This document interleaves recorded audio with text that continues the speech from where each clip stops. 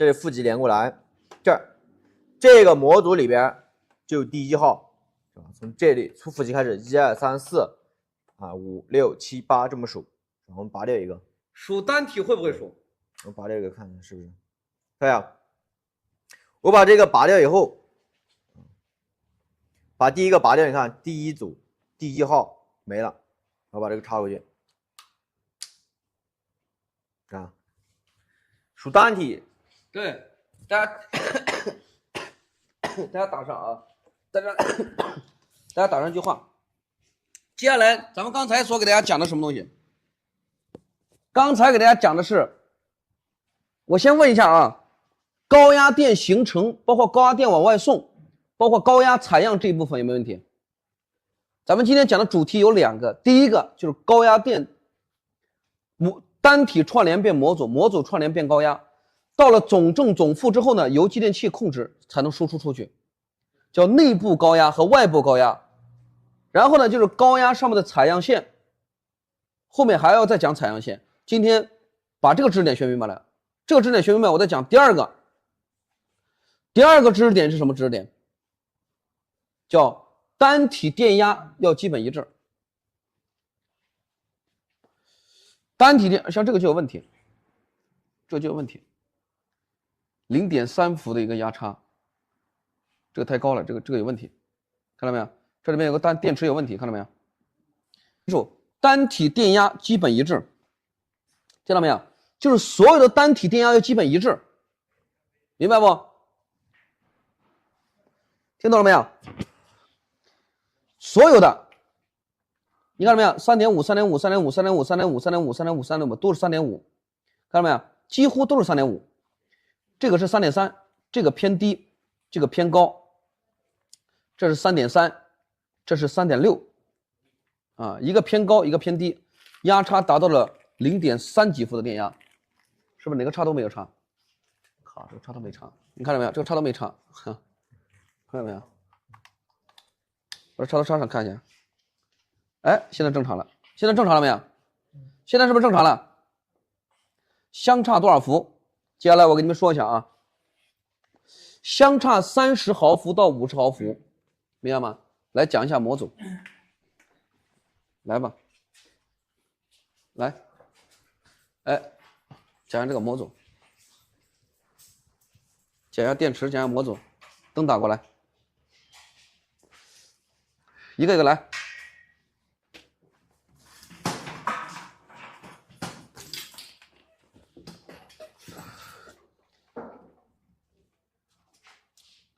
今天第一个主题讲了就是高压电怎么形成，以及高压电通过继电器，继电器怎么工作的，把高压电怎么送出去的，低压控高压，然后就是采样线。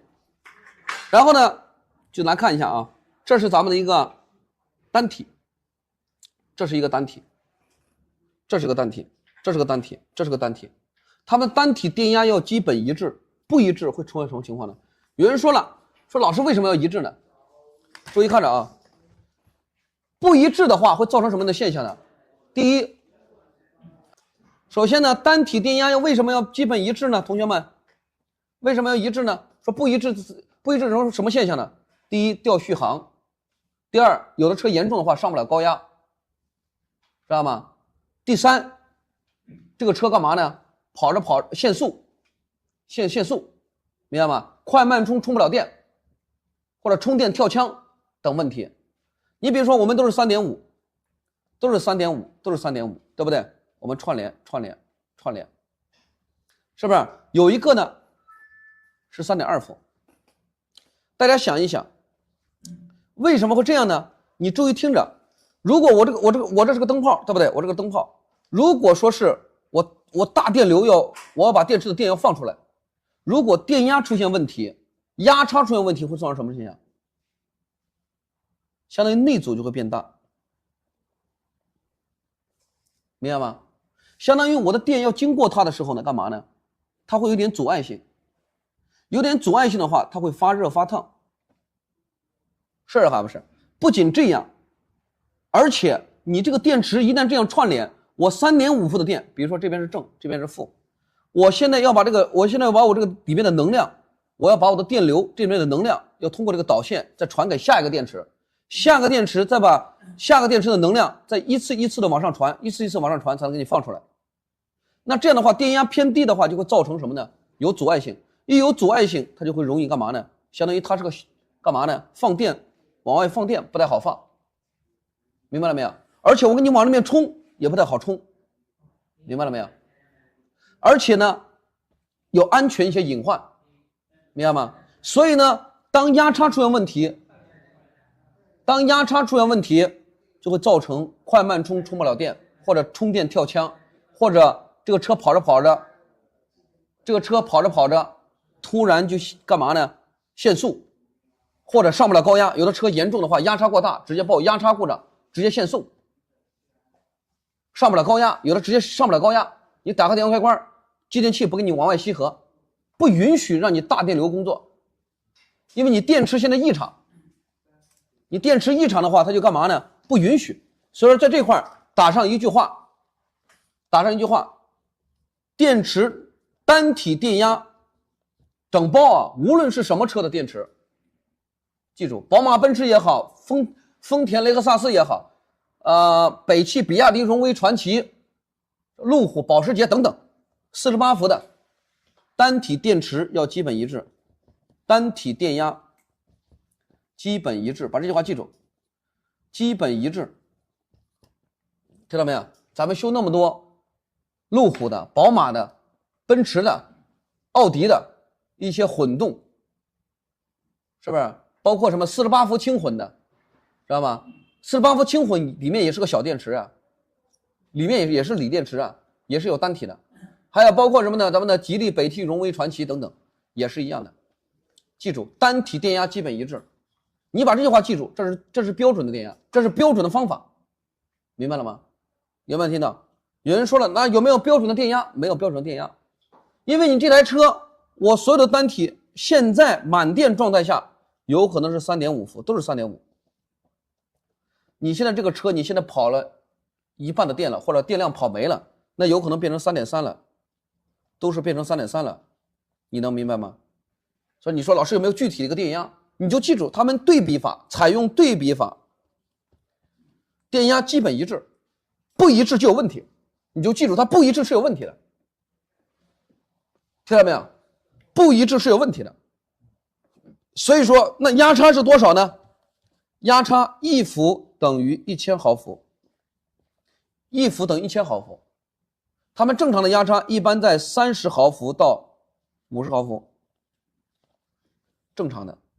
所以说呢，也就是说咱们的单体呢，1个、2个、3个、4个，知道吗？那咱们看一下这个好着没有？来，腕表拿过来，咱们看一下，咱们量一下这些电池，好不好？咱们量一下这个电池，看这些电池都好着没有？